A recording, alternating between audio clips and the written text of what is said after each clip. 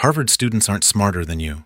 Same brain, same neurons, same limits, but they get better results. Faster promotions, deeper understanding. Why? Because they ask better questions. Not more questions, better ones. And that changes everything. Most people think learning is about answers. Wrong. Learning is about questions. And Harvard students have a system for it. I'm about to show you exactly what they do. And by the end of this, you'll never ask questions the same way again. Chapter 1. The Question Gap. Most people ask safe questions. What's the definition? Can you explain that again? Is this on the test? Useless. You're not learning. You're collecting surface-level facts. Harvard students don't do that. They attack the idea. They ask, what assumption is this built on? What breaks if this is wrong? What's the opposite perspective? See the difference? Average people seek clarity. Elite students seek weakness. A study from Harvard Business School found that high-performing students asked more follow-up questions, not just initial ones. They dig deeper. Because here's the problem, though. Your brain hates effort. It wants easy answers. That's why you ask shallow questions. Quick, comfortable, done. But shallow questions produce shallow thinking. And shallow thinking makes you average. Cal Newport calls this cognitive depth. The deeper you go, the stronger the neural connections. Harvard students force depth through questioning. Example, average student. What is inflation? Harvard student, what causes inflation structurally? How does it impact different income groups? What happens if inflation becomes deflation?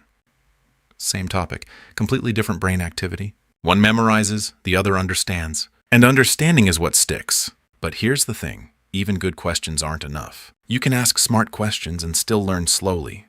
That's where the second advantage comes in. Chapter 2, Interrogation Mode. Most people treat learning like reading a book. Passive, quiet, comfortable, wrong. Harvard students treat learning like an interrogation. Aggressive, constant, relentless. They don't read information, they attack it. Robert Bjork, a cognitive psychologist, calls this desirable difficulty. When learning feels harder, it becomes stronger. Harvard classrooms are built on this.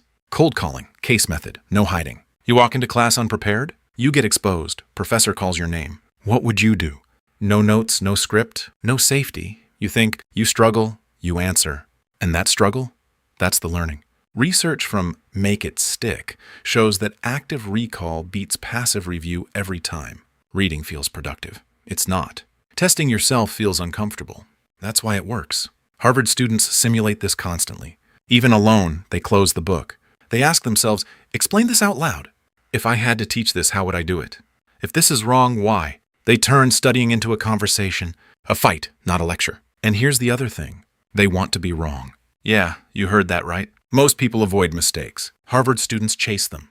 Because mistakes trigger correction. When you get something wrong, your brain releases neurochemicals. It flags the error. Fix this. Remember this. That's why failure sticks. Rudiger and Karpik found that students who tested themselves retained 50% more than those who reread. 50%, same time, double retention. But here's the problem, though. You can interrogate information all day. You can ask brutal questions and still forget everything next week. That's where the third advantage comes in. Chapter 3, Question Layering.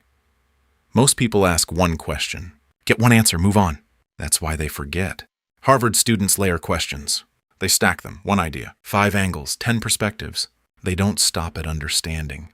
They expand it. Example, topic, artificial intelligence. Average question, what is AI? Done. Harvard student, what defines intelligence in machines? How does AI differ from human cognition? What are the ethical risks? What industries will it disrupt first? What happens if regulation fails? Same topic, now it's a network, not a fact. Psychologist Elizabeth Loftus showed that memory strengthens when information is connected across contexts. More connections equals stronger recall. Your brain isn't a storage device. It's a web, and questions create the web. The more connections you build, the harder it is to forget. But here's the thing. Most people stop too early. They think understanding equals mastery. Wrong. Understanding is just the beginning. Harvard students go one step further. They apply pressure. Chapter 4, Real-World Pressure. Most people learn in isolation. Books, notes, screens, no pressure, no stakes, no consequence. Harvard students simulate reality. Case studies, debates, presentations. They don't just learn ideas. They defend them, and that changes everything. Because pressure changes how your brain encodes information. When stakes feel real, your brain pays attention. It says, this matters, and keep this. A study from the University of Chicago showed that students under moderate stress performed better in recall tasks than relaxed students. Not panic, pressure, controlled difficulty. That's the sweet spot. Harvard students live in that zone. They argue, they challenge each other, they get questioned, constantly. And that forces clarity. If you can't defend an idea under pressure, you don't understand it. Simple. But here's the problem, though.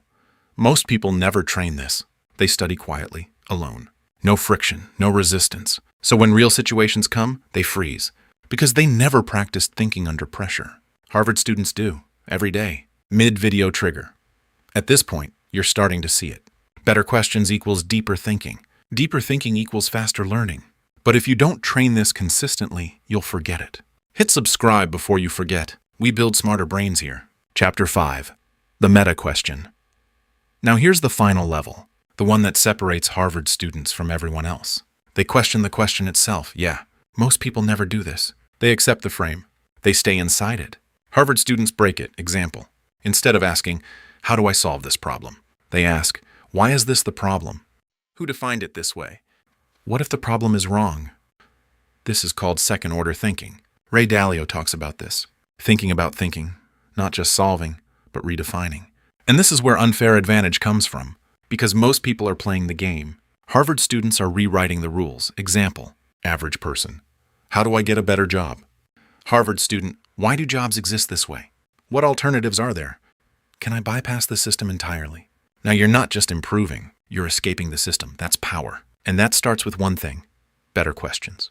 But here's the thing though, even if you master questioning, even if you think deeper than everyone around you, there's still one problem. You might be asking questions about the wrong things, and that's worse than not asking at all, because now you're efficient at being wrong. Most people waste time learning useless information. They get better at thinking, but about things that don't matter. That's why Harvard students don't just ask better questions. They choose better targets. They focus on the 20% that drives 80% of results. And if you don't know how to do that, you're still behind. So now you know. It's not intelligence, it's not talent. It's not resources, it's questions. Better questions, deeper questions, relentless questions. That's the unfair advantage. But if you're still learning random things, if you're still chasing everything instead of what matters, then you're wasting it. That's why I made this video breaking down exactly how to find the crucial 20%. And learn anything so fast it's almost unfair. Watch it next.